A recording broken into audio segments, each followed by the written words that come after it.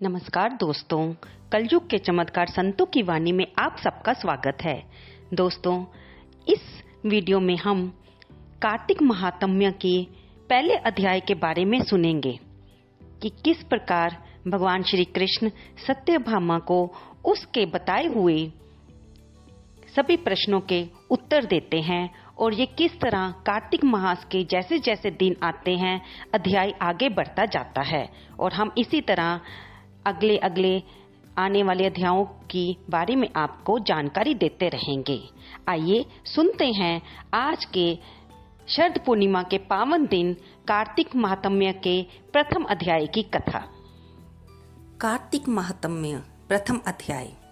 नैमिषारण्य तीर्थ में श्री सूत जी महाराज 88,000 शौनक आदि ऋषियों से बोले, अब मैं आपको कार्तिक महात्म्य की कथा विस्तार से सुनाता हूँ, जिसे सुनकर मनुष्य सब प्रकार के पापों से छूटकर अंत समय में वैकुंठ को प्राप्त होता है।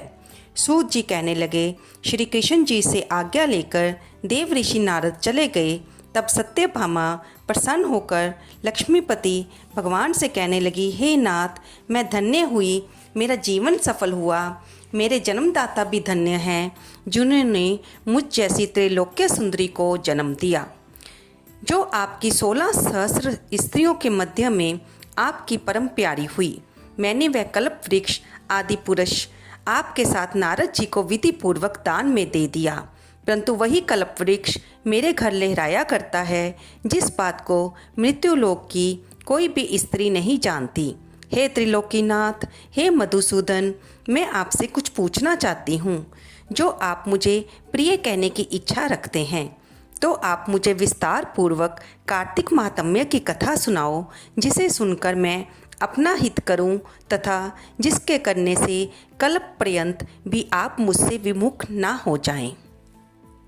सूत जी बोले, सत्यभामा के ऐसे वचनों को सुनकर हंसते हुए श्री कृष्ण जी सत्यभामा का हाथ पकड़कर तथा अपने सेवकों को वहीं रोककर विलास युक्त अपनी प्यारी को कल्प वृक्ष के नीचे ले गए और हंसकर कहने लगे, हे प्रिय, 16,000 रानियों में से मुझे तुम प्राणों के समान प्यारी हो।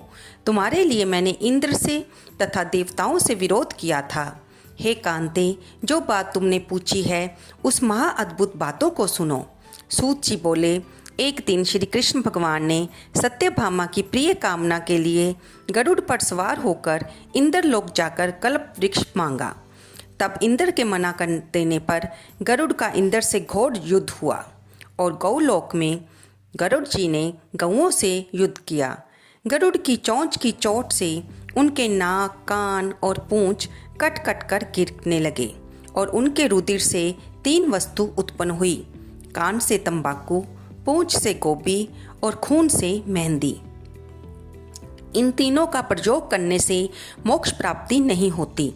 तब गौओं ने भी क्रोध में भरकर गरुड़ को मारा, जिससे उनके 3 पंख टूट कर गिर पड़े।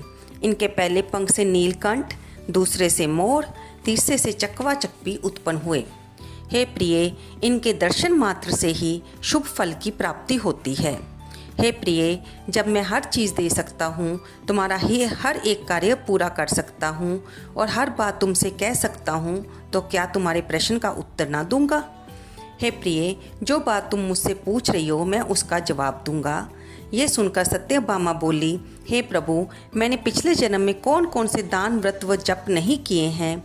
मेरा कैसा स्वभाव था तथा मैं किसकी पुत्री थी और मुझे मृत्युलोक में जन्म लेना पड़ा? और कैसे मैंने कौन से ऐसे शुभ कर्म किए जिससे मैं आपकी अर्धांगिनी हुई? अपने साथ गरुड़ पर सवार होकर मुझे इंद्र आदि देवताओं के स्थान में फिराते हो। तब भगवान श्री कृष्ण बोले, हे प्रिय, तू ध्यान लगाकर सुन। जो तूने पूर्व जन्म में शुभ कर्म किए हैं विस्तार पूर्वक कहता हूँ। तुम किसकी पुत्री हो ये बताता हूँ। पूर्व समय में सतयुग के अंत में मायापुरी में अत्रि गोत्र में एक देव शर्मा नाम के ब्राह्मण वेद वेदांतों को जानने वाला रहता था। वह रोज अतिथियों की सेवा, हवन और सूर्य भगवान की पूजा किया करता था। उसका तेज सूरज के समान तेजस्वी था। उसके वृद्धावस्था में गुणवती नाम की कन्या हुई।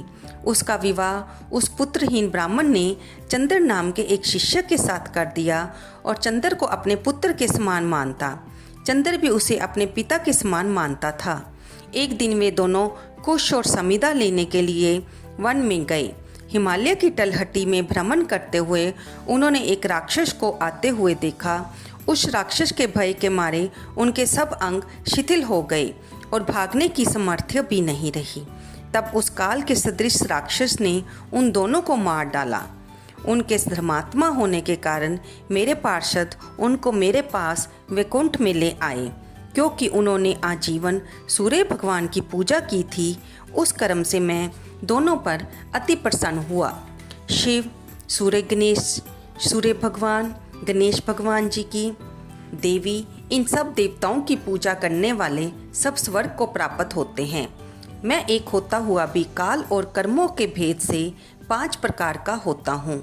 जैसे एक देवदत्त, पिता, भ्राता आदि नामों से बोला जाता है।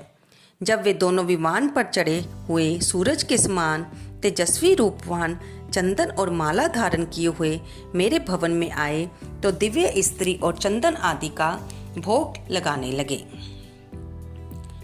तो दोस्तों, आज का पहला अध्याय समाप्त हुआ।